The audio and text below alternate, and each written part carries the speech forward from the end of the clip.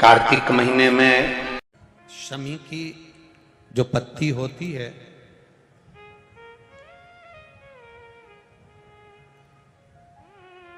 शमी की जो पत्ती होती है,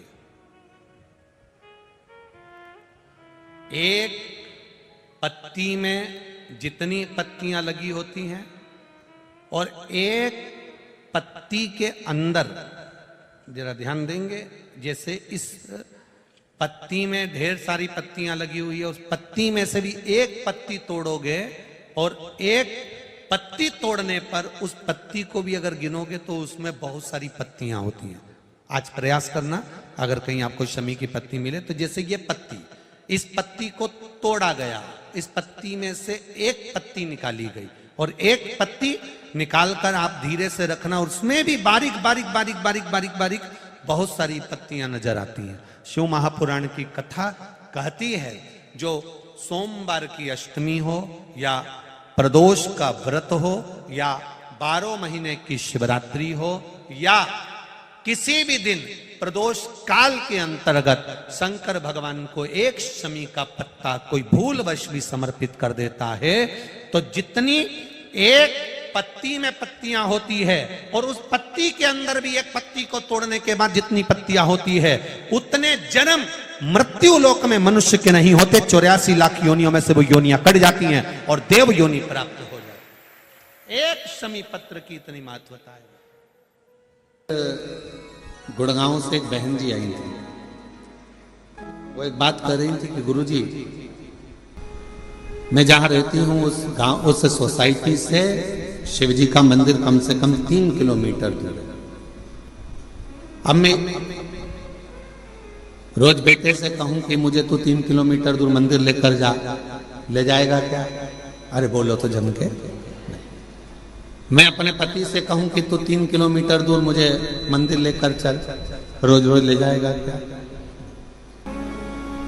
अभी हम आ रहे थे, इसके 1 घंटे पहले यहाँ पर हमारे, हम जहाँ रहते हैं कक्ष में, उसके बाहर एक माताजी बात कर रही थी दूसरी माताजी से। कहे कि मैं तो मेरे पति को बोलकर साथ में लेकर आई हूं कि अपन केवल आधा घंटा की कथा सुनेंगे, उसके बाद आ जाएंगे।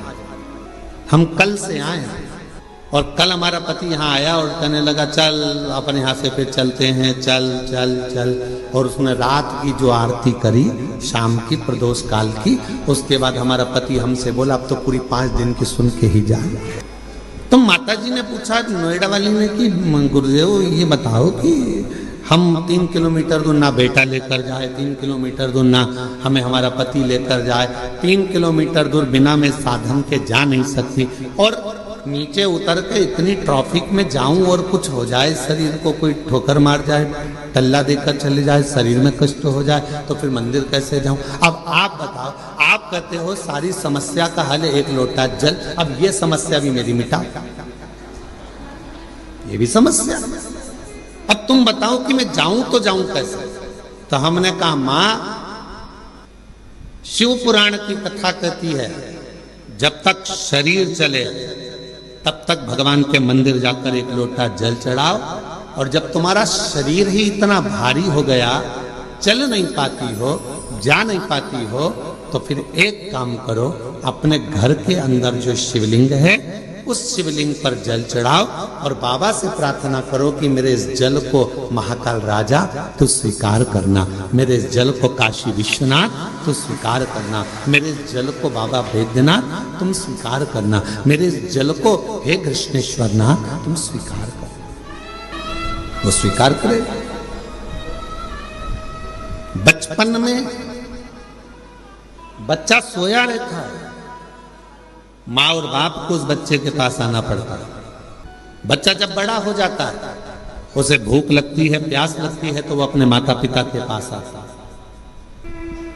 शिव महापुराण की कथा कहती है जब शरीर में कष्ट है, रोग समाहित हो गया, पूरा शरीर शिथिल हो गया, आप मंदिर नहीं जा सकते, तो एक काम करो, घर में जो शिवलिंग है उस पे जल चढ़ाकर आचमन करो, और अगर इतना भी नहीं चल सकते हो तो पलंग पर भी अगर पड़े हुए हो मानसिक पूजन करो। आज मैंने भोलेनाथ जी को जल चढ़ा दिया है, बाबा मैंने आपका जल चढ़ा हुआ पी लिया है। श्री शिवाय नमस्तुभ्यं, श्री शिवाय